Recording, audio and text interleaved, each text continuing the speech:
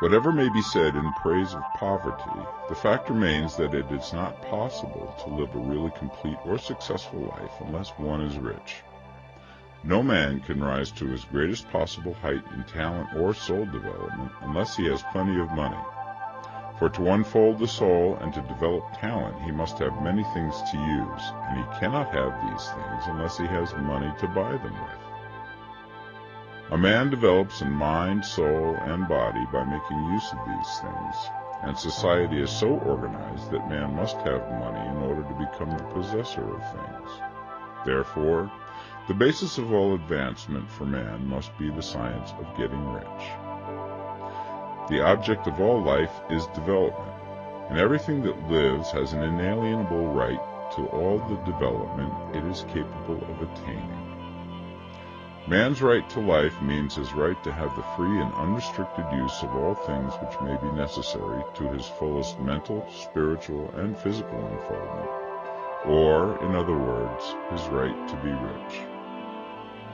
I shall not speak of riches in a figurative way. To be really rich does not mean to be satisfied or contented with a little. No man ought to be satisfied with little if he is capable of using and enjoying more.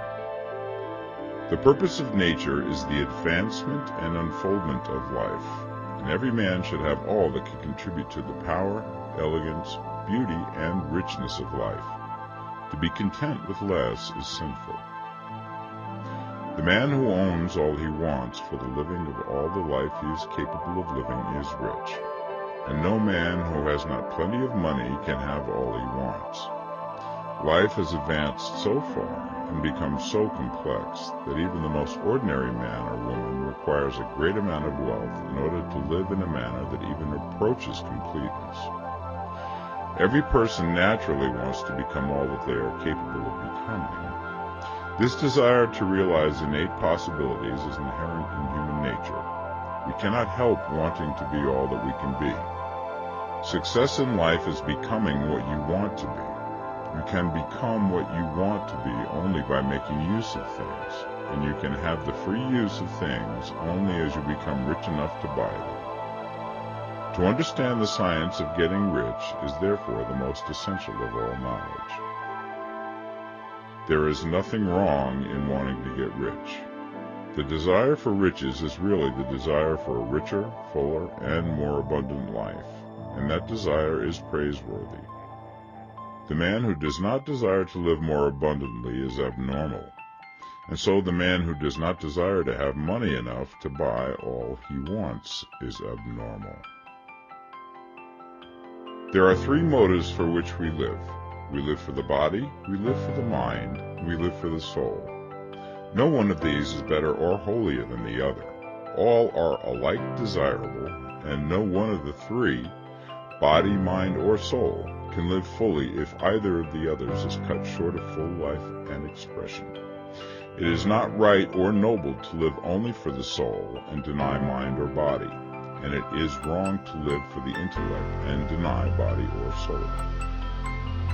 We are all acquainted with the loathsome consequences of living for the body and denying both mind and soul, and we see that real life means the complete expression of all that man can give forth through body, mind, and soul. Whatever he can say, no man can be really happy or satisfied unless his body is living fully in every function, and unless the same is true of his mind and his soul. Wherever there is unexpressed possibility or function not performed, there is unsatisfied desire. Desire is possibility seeking expression, or function seeking performance. Man cannot live fully in body without good food, comfortable clothing, and warm shelter, and without freedom from excessive toil. Rest and recreation are also necessary to his physical life. He cannot live fully in mind without books and time to study them, without opportunity for travel and observation, or without intellectual companionship.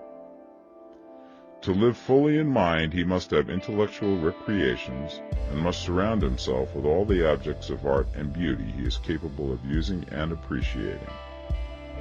To live fully in soul, man must have love, and love is denied expression by poverty.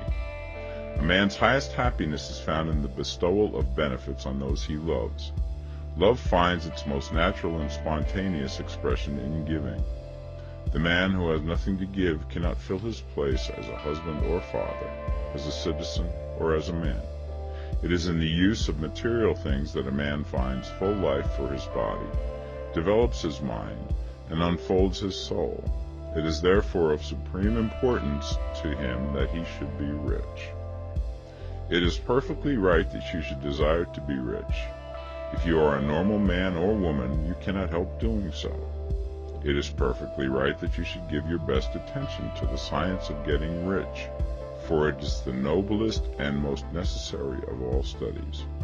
If you neglect this study, you are derelict in your duty to yourself, to God, and humanity, for you can render to God and humanity no greater service than to make the most of yourself.